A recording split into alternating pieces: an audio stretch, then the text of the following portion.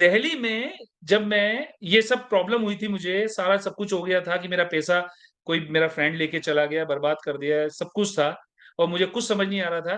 तो मेरे एक टीचर हैं, जो मेरे मेंटर हैं, सुनील जैन इंदौर में, वो भी इंटरनेशनल फैकल्टी है। वो मुझे लेके गए कि चलो अपन गुरुदेव से मिलते हैं, वहाँ पे गुरुदेव का प्रोग्राम है दिल्ली में और 2 दिन ऐसा रहा तो कहीं न कहीं अपन मिल ही लेंगे गुरुदेव से पर्सनली। और उनका भी बहुत मन था, उनका भी कुछ चल रहा था तो उनको भी मिलना था गुरुदेव से। तो जब वो गए फरीदाबाद उनका ससुराल था, एक छोटी-सी और बड़ी प्यारी-सी कहानी है मतलब सबको आनंद आने वाला है। तो फरीदाबाद उनका ससुराल था, निजामुद्दीन से इंदौर से वो आए, रास्ते से मैं बैठा और मॉर्निंग में हमें गुरुदेव के पास जाना था पर उन्होंने बोला अपने ससुराल रुकेंगे मेरे फरीदाबाद, वहाँ से अपन पूरा फ्रेश अप होके जहाँ गुरुदेव का ललित वगैरह में प्रोग्राम था, बोले वहाँ से सीधा पकड़ लेंगे गुरुदेव को अपन। मैंने कहा ठीक है।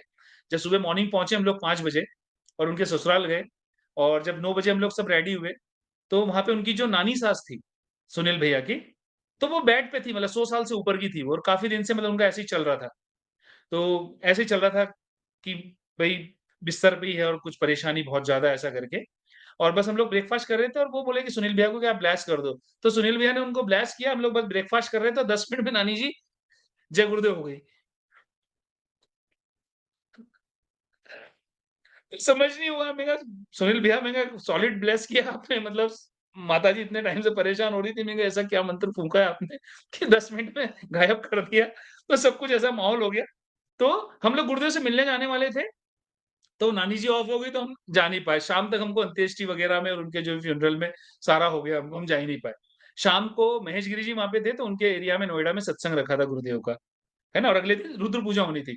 तो वो शाम को भी इतना मन अंदर से हो रहा था कि बेचैन कि बस ये हो गया, माताजी भी चली गई, सब हो गया काम नानी जी का और मैं कहा शाम को तो सत्संग में जाना है। पर वो कुछ ऐसी सिचुएशन रही कि सुनील भैया बोले कि अच्छा नहीं लगेगा अगर अपन जाएँगे। आज ये भी सब कुछ हुआ है सारा, तो ठीक है। फिर मेरा जो फ्रेंड है, वो मेरा साथी, उसने मुझे कॉल किया बोले, "गुरुदेव से मिला क्या तू?"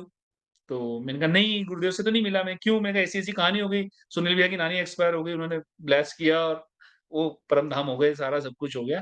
तो ऐसा क्या? बोले, "आपने नहीं बोला?" वो मुझे दादा बोलता है, "आपने नहीं बोला दादा?" मैंने कहा, "नहीं, मुझे बोला।"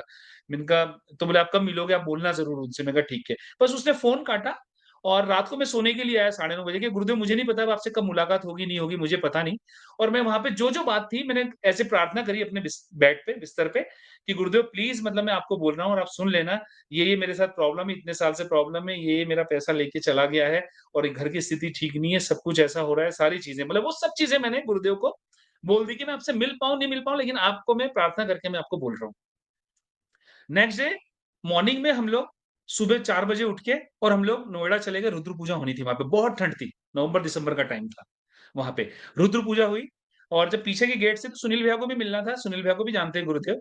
तो अरे सुनील तू आ गया क्या? कैसा है? ऐसा करके गुरुदेव चले गए और रुद्र पूजा हुई, तो सुनील भैया को लगा कि गुरुदेव अपने साथ बात करेंगे या बोलेंगे, तो कुछ भी नहीं और गुरुदेव गाड़ी में बैठ के और चले गए। तो वहाँ सुनील भैया को ऐसा लगा कि यार अपने को मतलब बात नहीं करी गुरुदेव ने और हम लोग गुरुदेव की गाड़ी के पीछे-पीछे जहाँ पे गुरुदेव को जाना था, वहाँ से मेरिट यूनिवर्सिटी जाना था उनको इनॉग्रेशन करने, तो वहाँ से। तो जिनके यहाँ पे गुरुदेव रुके हुए थे, वहाँ पे हम चले गए। तो पूरी भीड़ थी और मैं गुरुदेव के साथ अंदर चला गया आगे और मैं ऐसा वो बचकाना था थोड़ा-सा, उस टाइम मैच्योरिटी थी नहीं, फ़ोटो ले रहा हूँ आगे ऐसे सेल्फी करके, तो वो आ नहीं रही है, गुरुदेव खड़े हो गए, बोले, "चल अब आराम से ले ले।" ऐसा करके सेल्फी ली और मैं गुरुदेव के साथ अंदर चला गया। गुरुदेव फ्रेश अप होने चले गए ऊपर और कुछ लोग थे मिनिस्टर वगैरह जो लोग नीचे वेट कर रहे थे उनका नीचे बैठ के।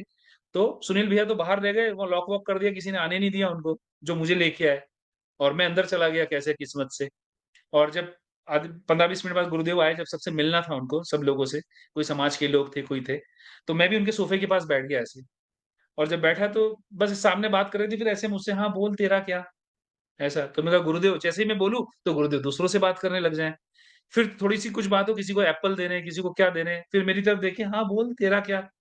फिर जैसे ही मैं कुछ बोलूँ, गुरुदेव सुने नहीं और दूसरी तरफ मैंने कहा पूछ भी रहे हैं मुझसे, बात भी नहीं कर रहे और मेरी बात को भी मतलब नज़रअंदाज कर रहे हैं गुरुदेव, ऐसा करके। फिर कुछ लोगों को उन्होंने फ्री किया गुरुदेव ने और फिर मुझे बोला, "हाँ, बोल, क्या बोलना है तुझे?" फिर जो-जो बात थी मैंने उनको बोला, मैंने गुरुदेव ये ऐसा, ऐसा, ऐसा। गुरुदेव मुझे बोलते हैं, "ये बात तो तू मुझे रात को बोल चुका है ना, अब दूसरी बात बोल मुझे तू। ये तो तू मुझे बोल चुका है रात को, और क्या बात है इसके अलावा?" मैं रोने लग गया भैया वहाँ पे। मेरे आँसू थमे ना थमे, मैं भाग के आया, मेरे ये भी सब रोम-रोम खड़े हो रहे हैं मेरे ये बात बताते हुए। मैंने रोते हुए शीनू को फ़ोन किया, मैंने कहा, "ये कौन है?" मैंने ऐसे ही बोला, "ये कौन है?" बोले क्यों क्या हुआ? मैंने कहा तो सब जानते हैं, मैंने कहा ये तो रात को जो मैंने बोला वो का वही बात बोल रहे हैं गुरुदेव मेरे को। पूरी की पूरी बात वो बोल रहे हैं जो मैं उनको प्रार्थना में बोला हूँ, ये सब कुछ करके। और मैं बहुत रोया भैया बाहर आके, बहुत रोया मैं। और बस कुछ उसके बाद फिर कुछ ऐसा रहा नहीं।